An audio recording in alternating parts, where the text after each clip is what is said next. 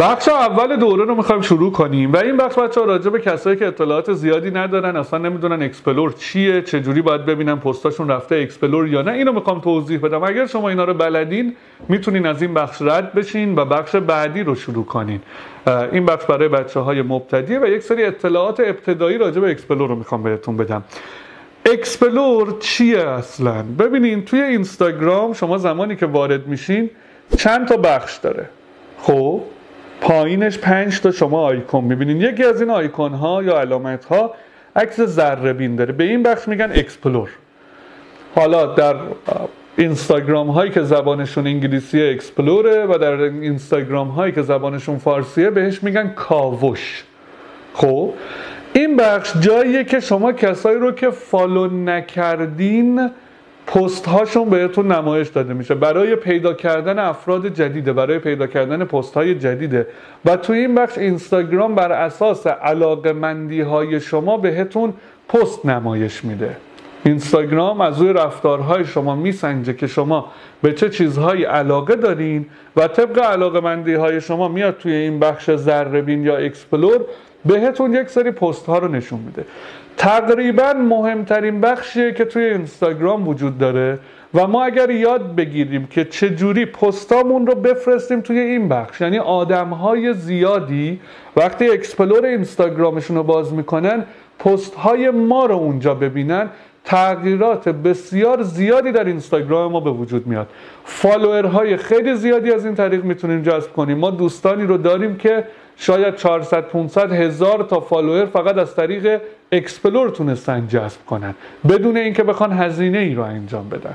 دوستانی رو داریم که هر پستشون 10,000 تا 5,000 تا 2,000 تا داره براشون فالوور از طریق اکسپلور میاره و بازدیدهای بسیار زیادی رو از طریق اکسپلور دارن جذب میکنن. شما شاید براتون سوال شده باشه که آقا چه جوری یه نفر 10,000 تا فالوور داره ولی مثلا ویدیویی که میذاره 40,000 تا ویو میخوره؟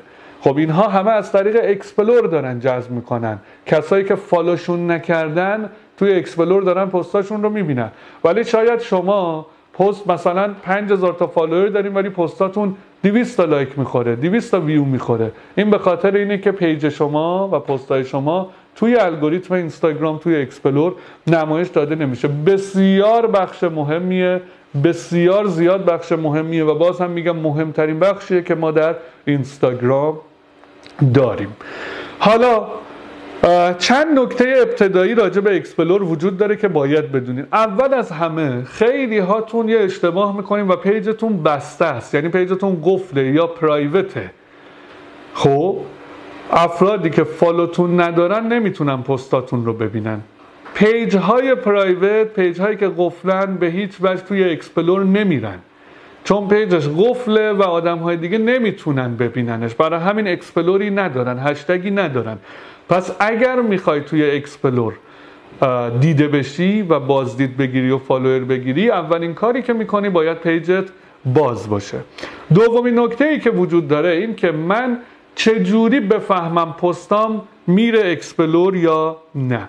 برای اینکه شما بدونین پیجتون میره، پستاتون میره به اکسپلور یا نه، پیجتون باید حالت حرفه‌ای یا بیزنسی داشته باشه. ما دو نوع پیج داریم تو اینستاگرام، یه دونه پیجای حرفه‌ای هست، یه دونه پیجای معمولی هست.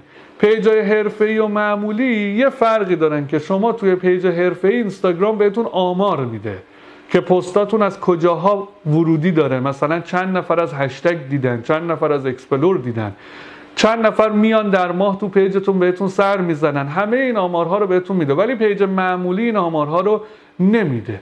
من برای اینکه پیجم رو حرفه‌ای کنم چیکار باید کنم؟ شما تو اینستاگرام یک قسمت منو دارین. منو رو که میزنین یک ستینگ یا تنظیمات وجود داره. ستینگ برای اونایی که اینستاگرامشون انگلیسیه، تنظیمات برای اونایی که فارسیه. یک بخشی داره به اسم اکانت یا حساب. اون رو که بزنین بیاین انتها یک خط آبی رنگی نوشته. ببینین همه نوشته ها مشکیه، اون آبی رنگه، نوشته سویچ تو پروفشنال اکانت. خب نوشته سویچ تو پروفشنال اکانت. شما از این طریق میتونید حسابتون رو حرفه‌ای کنین. وقتی گزینه سویچ تو پروفشنال اکانت رو میزنین مراحلش ساده است. به یک جایی میرسین که 2 تا گزینه دوباره بهتون میده. میگه میخواین این حساب حرفه‌ایتون کریتور باشه یا بیزنسی باشه. خب شما اگر بلاگرین، کار آموزشی انجام میدین، بلاگری انجام میدین، هیچ مغازه‌ای یا دفتر تجاری، شرکتی چیزی ندارین، پیجتون رو کریتور کنین.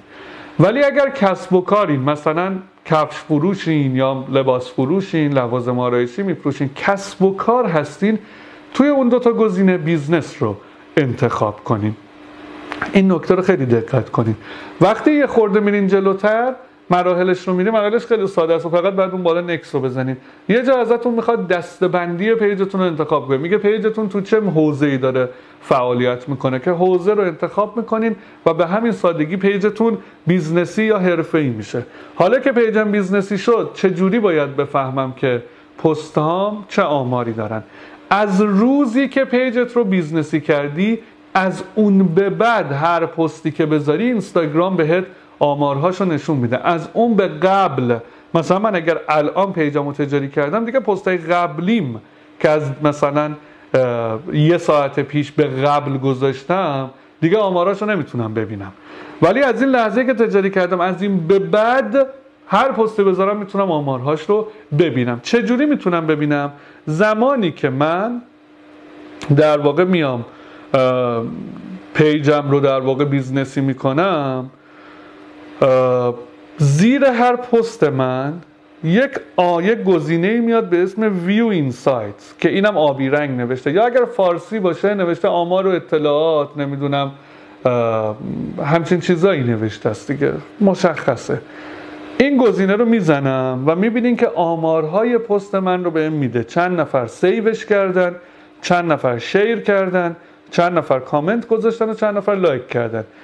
پایین ترم بیام، آمارهای تفکیک شده هم هست. از این تعدادی که دیدن، چند نفر از اکسپلور بوده، چند نفر فالوور خودم بودن، چند نفر از هشتگ بوده، تفکیک شده هم این پایین بهمون آمار میده. اونی که نوشته فرام اکسپلور یا اگر فارسیه نوشته از کاوش، این یعنی افراد مختلف که شما رو فالو نداشتن از طریق اکسپلور پست شما رو دیدن. ما از این طریق میفهمیم که آمارهای اکسپلورمون به چه شکله. این چند تا نکته ابتدایی بود راجع به اکسپلور که شما باید میدونستین، و اینکه اگر پیجتون قفله بازش کنین، اگر پیجتون معمولیه حتما بیزنسیش کنین، چون اگر بیزنسی نباشه یا حرفه‌ای نباشه نمیتونیم بفهمیم پستاتون رفته توی اکسپلور یا نه، و اینکه این کارا رو انجام بدیم تا بریم برای مراحل بعدی.